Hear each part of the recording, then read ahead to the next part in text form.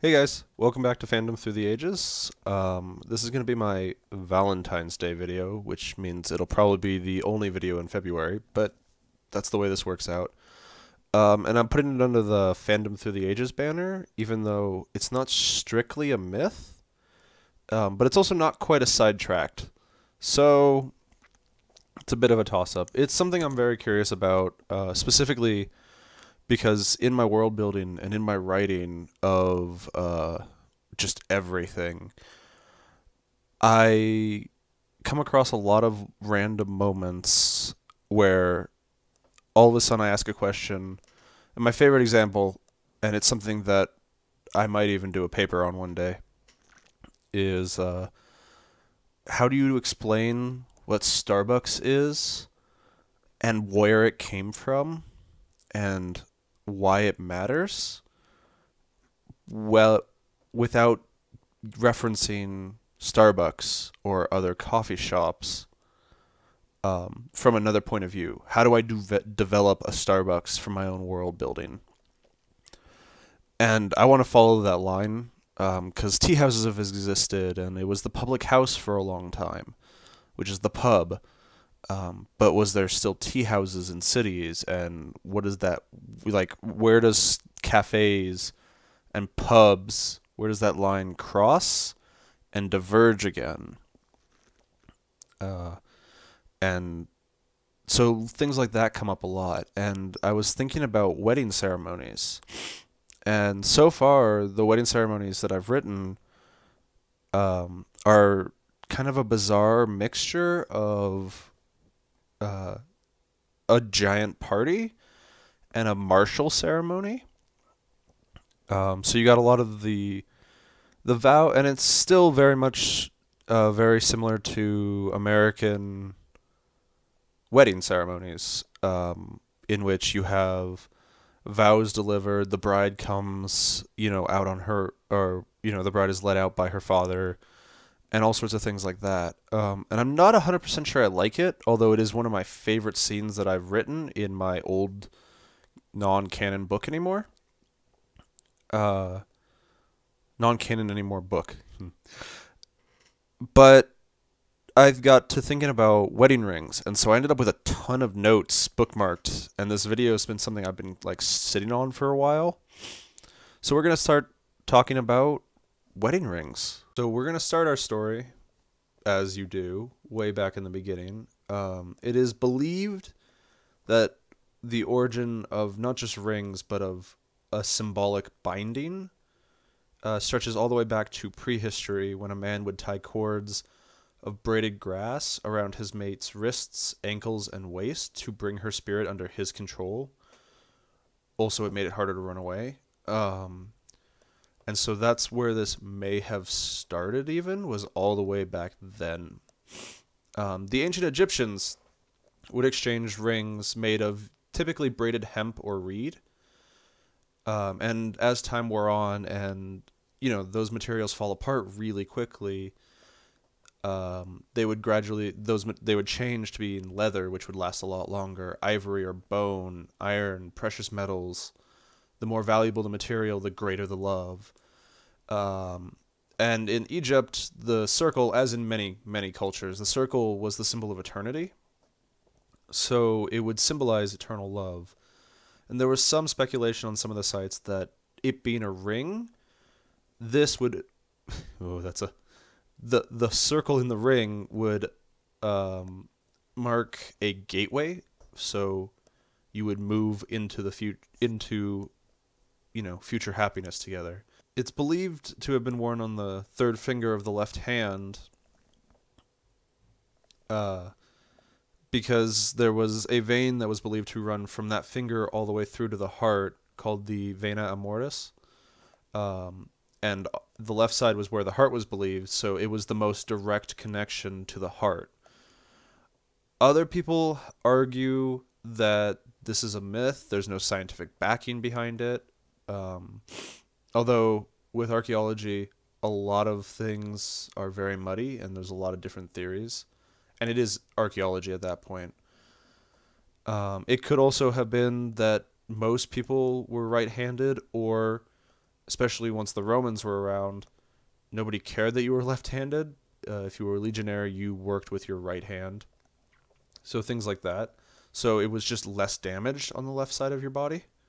Moving on to Rome, some people consider the ring the Romans offered as a symbol of ownership. The annulus pro nubis were made of iron for daily wear. So when a woman was in the house, and it's a woman's thing. I think the Egyptians are the only ones that any of my research made it sound like exchanged rings, so male and female. In Rome, it was the woman who wore it, and it was made of iron for daily wear. So when she left the house and they went somewhere fancy or whatever, gold or silver would be worn, but iron, being a much more durable metal, was the more common material. Other sources to kind of counter this ownership idea, the giving and accepting of rings were considered legally binding, which protected a woman's rights as a bride-to-be. Also kind of worked as you actually agreed to marry her, you gave her a ring, kind of thing, which is very important, if history is any indicator. And then Romans are believed to be the first people to ever engrave their rings with either sayings or names. Jumping forward a couple hundred years, in about 1860, Christians began using rings as well, although they were often highly ornate with engraved doves, lyres, other things, hands clasped, and things like that. And in the 13th century, the church kind of pushed against that practice of ornate rings. And so you got the simplified wedding bands that we're all kind of used to these days. In 1217, kind of just an offshoot of this whole idea that rings are legally binding, the Bishop of Salisbury declared that rings made of rush, which was a plant and were a popular thing, legally binding in an effort to end the practice of men seducing girls into fake marriage with these rings. In 1477, Archduke Maximilian of Austria became one of the first recorded people to propose with a diamond engagement ring, and the ring he proposed to Mary of Burgundy with a ring of diamonds set in the shape of an M, of flattened diamonds. Silver, roughly around the same time, actually became more popular, with a practice of engraving flowery sayings, poetry, Shakespeare, of course, into rings called posse rings or posse rings. It's a little posse meaning love poem, and of course that came from Italy, and that kind of temporarily took over for a brief minute. There's a myth, unconfirmed it seems like, that, in the 1700s, American Puritans were said to have given their betrothed thimbles rather than rings because Puritans disdained frivolory and everything like that. But it is unsubstantiated, and, there's the idea that the thimbles were cut off and then women would wear them as rings anyway. Interesting idea. It's really interesting that I can't find any sources that kind of say yay or nay on either side. It's actually really hard to find proper sources. I ended up pulling a lot of information from websites about weddings or about diamonds that kind of did brief histories. And so a lot of these like unconfirmed rumors, I'm not even sure how much research is going into them, other than they're just like, meh, one way or the other. Moving off of rumors and myth, the tradition of wearing the ring on the left hand, on the third finger of the left hand, is not unified, even in Christendom. In a lot of parts of the world, Norway, Russia, Greece, Ukraine, Bulgaria, Poland, Austria, Germany, Portugal, Spain, for a few examples, the wedding band is actually worn on the right finger, on the right hand. Usually the ring finger on that hand, but not even then is that confirmed. There was a brief period where thumbs got really popular too, but that died out for whatever reason. And in Germany specifically, the tradition seems to be that if you're engaged, you wear a wedding band or the ring on the left ring finger. And once you're married, you move it over to the right ring finger, which is kind of a weird, very interesting kind of middle ground between them. And remember, at this point in our history, it's still almost entirely women who wear the rings. Germany's note was modern, so it's changed since then. In the 1800s, the Victorians got really sappy with everything they were doing, and they would make jewelry that, if not entirely made out of the hair of their loved one, would at least incorporate like a strand of hair in the gold or something. It's not really clear from what I could find, or what I could find was not very clear. I'm sure we have examples left over even. Or they would use gemstones to spell out the names or endearments. So like dearest is like diamond, emerald, no, I don't remember. But it would be, they would be set in that way so that the first letter of every item or of every gemstone was a different letter, which is really sappy, really sweet, kind of silly, but it's the Victorian era. 1867 saw the discovery of the diamonds in Cape Colony, and by 1880, Cecil Rhodes and the De Beers Mining Company would control 90% of the world's diamond population, or production. What this meant, especially in the rings thing, is the explosion of the diamond engagement ring as a affordable and popular choice, because diamonds basically tripled or quadrupled in supply. So Sears and Roebuck would start selling affordable diamond wedding and engagement rings by 1890 in their catalog, which meant that the middle class and even probably the lower middle class could all of a sudden afford diamond engagement rings, which would have helped force it to become the norm. You had a special setting developed to help make the diamond shinier. In France, in 1918, the Trinity ring, which were intertwined hoops of pink gold, white gold, and yellow gold, is created for Jean Cocteau to give to his lover, his lover, poet Raymond Radiguet. It's French.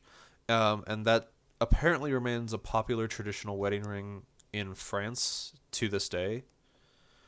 But around that same time, the 1920s, there was a push from manufacturers and retailers to sell the concept of men's engagement rings.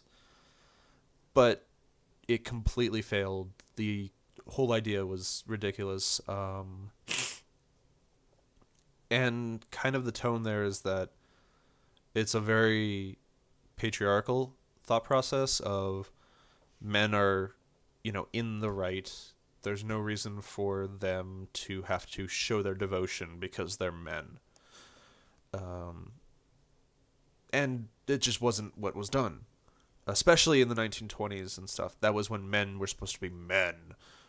But in the 1940s, World War II happened, and especially American GIs serving overseas started wearing their wedding bands with them to remind them of their wives back home, and also as a symbol of devotion and commitment to their wives back home. And so when they came home, they just kept a wedding band with them, and it became a popular tradition among military men. But it wasn't until the 1950s and the Korean War that it would become popular among civilians in America for two rings. There was a anecdote of a pastor, who was asked to commit a double ring ceremony, so both husband and wife giving each other rings, and he had to bring it up to the American Ecclesiastical Review, and they were like, "No, it's no big deal. Go ahead." But that's how uncommon it was in 1944. Nowadays, we kind of can shift our way down because that's history. That was really gross. I apologize. That's history, and from that point forward, basically, like just about everything else Americans are used to dealing with, not a lot has changed since the end of the World Wars, which is kind of silly to say, but also really true. The next kind of biggest thing is that one of the world's leading sellers of diamond and diamond engagement rings is Walmart. Yeah. Which just tells you kind of about the power of Walmart as a whole. And just a few other things I found along the way. There were other forms of wedding bands, this binding idea. And the most common was tattoos. And I didn't find a lot of information about them. I kind of lost the link after I kind of cursorily glanced over it. But there are definitely other methods of wedding rings. There was a comment that sultans would use it to mark their women in their harems from each other, and as theirs. But it's a little hard to give it a lot of credence when it was literally marked as puzzle rings were developed and popular in Asia so that sultans could mark their women with them. Was the source. It might be right, but it's a little iffy on how it kind of like up its nose at them and that whole practice. But that's kind of a brief history of wedding rings. It's not half as romantic as you think it is, and then you hit the Victorians and the World War, and it suddenly becomes a lot more romantic. But the concept of men wearing engagement rings, or not engagement rings, but wedding bands, even simplified engagement rings, is very much credited to the soldiers of the World Wars and afterward in America, which is really interesting to me because it feels like a really old tradition. And sure, it is in a lot of ways because you go all the way back to the Egyptians, and it is there, apparently, where both members of the couple wore a ring. And then it disappeared. And that kind of shows you where patriarchy is. But then you have people looking down on it in Rome as a symbol of ownership. But also, like, a lot of legalism in there and protection for the woman. Because Rome was a really good time to be a woman. The Roman Empire, actually. So that's that. Hope you enjoyed it. It's the Valentine's Day episode, despite being somewhat weird for a Valentine's Day episode.